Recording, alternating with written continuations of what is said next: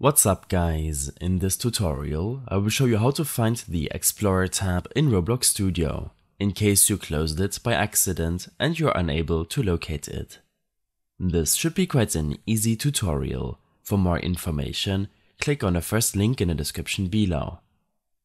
Navigate to roblox.com and navigate to your profile.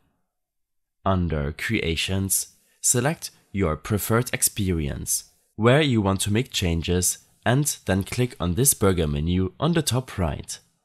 Select Edit. This will launch Roblox Studio, in case it's not yet running on your PC. From here, navigate to the View tab on the top navigation. Click on Explorer to toggle your Explorer window. By default, it will be located on the right side of your interface. You can also open up your Properties or Toolbox window from here. In case you have any further issues or problems following this tutorial, then I suggest following my extensive guide linked in the description below. I hope this helped you out.